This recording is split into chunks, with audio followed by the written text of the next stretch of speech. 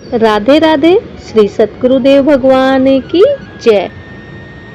श्री राधा दर्शन पुस्तिका का अगला प्रसंग प्रेम भरी कृपा। रात्रि में निकुंज लीला में श्याम सुंदर गोपियों को स्वयं किया होने पर भी परकियावत प्रेम करते हैं, अर्थात प्रेम का अत्यंत गोपन करते हैं। प्रातः श्री वृषभान जी, कृति माता, नंद बाबा, यशोदा मैया इन लोगों के जगने के पहले ही निकुंज से निकलकर घर के लिए चलते हैं। किसी एक दिन प्रात उठने में विलंब होने के कारण लीला गोपनीयता में बाधा की आशंका से श्याम सुंदर ने प्रिया जी से कहा कि तनिक रुको, मैं आपके चरणों के नुपुरों को उतार दूं, क्योंकि विलंब हो जाने के कारण तुम जल्दी जल्दी जाओगी और श्री चरणों की ध्वनि तुम्हारे प्रातः गमन का संकेत सभी को कह देगा। पड़ोसी को नुपुर ध्वनि सुनते ही तुम्हारे ऊपर संदेह होगा और सब लोग चर्चा करके तुम्हारी बदनामी करेंगे। श्याम सुंदर की बात सुनते ही राधा रानी के नैन भर आए। किशोरी जी ने कहा, प्रियतम, नुपुर मत उतारो, भले ही संसार में निंदा हो किंतु अपने प्रण को मत टारो। नुपुर ध्वनि सुनकर पड़ोसी मेरा क्या बिगाड़ लेगी?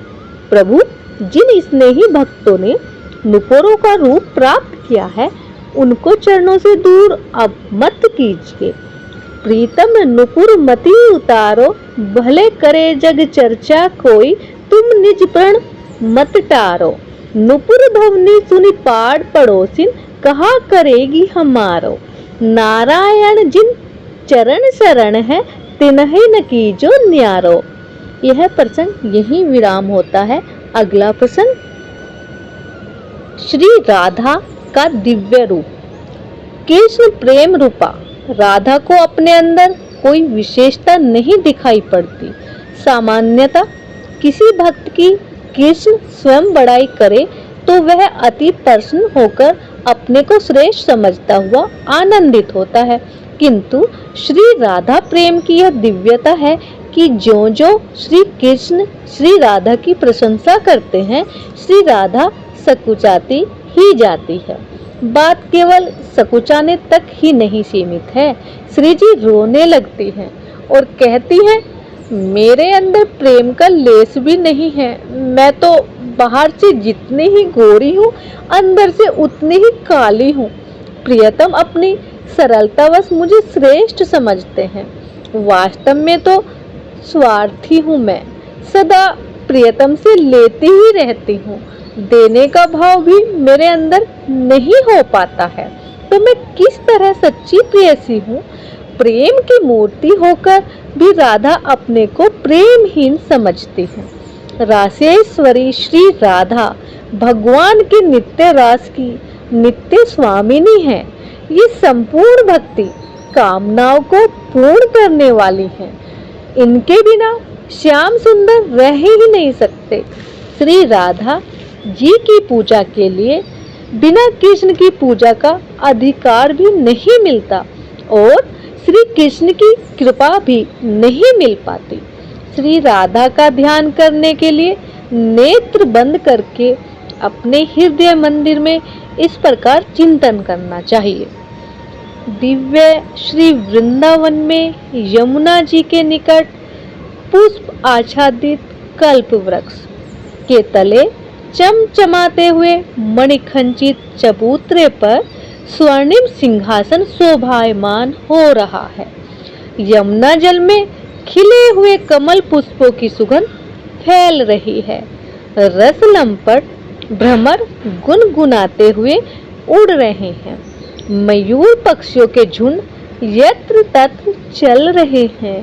स्वर्णिम सिंहासन के ऊपर धवल कांति बिखेरता हुआ छत्र लगा हुआ है। चबूतरे के चारों ओर मखमली घास और बीच बीच में विविध रंग के पुष्प युक्त पौधे दिखाई पड़ रहे हैं। आकाश में श्री राधा गाते हुए तोते एवं मैना उड़ रहे हैं। सिंहासन के बाम एवं दक्षिण पार्श्व में चमर एवं व्यंजन लेकर के श्री ललिता जी एवं श्री विशाखा जी खड़ी हैं। ये दोनों नित्य सखियां भी किशोरी जी की ही तरह 14.25 वर्ष की अवस्था की हैं। रत्न मणि माणिक्य सुमंडित हेम सिंहासन पर मृदु हास्य युक्त श्री राधा रानी जी विराजमान है। सिंहासन पर जो आसन बिछा हुआ है वह अति सुकोमल एवं परम दैदीप्यमान है। आसन की बहुरंगी चमक, सहजी शीतल किरण बिखेरता हुआ मन को आकर्षित कर रहा है।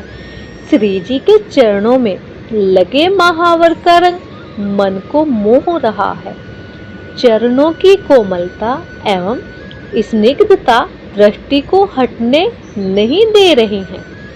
गौर वर्ण के छोटे छोटे सुंदर सुंदर चरणों की उंगलियों एवं अंगूठों पर नखों की कांति मोती को भी फीकी कर रही हैं। चरण तल की स्वाभाविक चित्ता का आकर्षक लालिमा हृदय को आनंदित कर रही हैं। चरणों के ऊपर पिंडली, घुटने एवं जांघें नीली साड़ी से आवर्त होने से अति सुंदर लग रहे हैं। कमर में लगी हुई स्वर्ण की करघनी के नुपुरों की लड़ियां जांघ तक लटक रही हैं। सहज सुस्निग्ध गंभीर नाभि झीने पट से आच्छादित होने से अति आकर्षित कर रही है। कंचू की पट एवं साड़ी के नीले पल्ले से आवर्त उन्नत उरोजों की विश्व भरण पोषण की क्षमता बरबसी सबके लिए प्रणम्य हो रही है। चढ़ाव उतार युक्त ग्रीवा अर्थात गले में विविध रत्नों के हार एवं सुसंगित वन पुष्पों की मालाएं सुशोभित हो रही हैं। कोमलता की मूर्ति रूपा दोनों भुजाएं श्याम को आलिंगन करने के लिए फड़क रही हैं। दोनों हाथ की उंगलियों में सुंदर सुंदर मुद्रिकाएं अपने रत्नों को धन्य बना रही हैं। काली नागिन की तरह लहलहाती हुई वेणी हवा के झोंकों से कभी बाएं एवं कभी दाईं ओर जा रही है। श्याम सुंदर के कर कमल द्वारा पहनाए हुए कर्णपुष्प दोनों कानों में शोभायमान हो रहे हैं। ललाट पर लगी हुई बिंदी कन्हैया को याद करा रही है क्योंकि स्वयं उन्होंने लगाया था।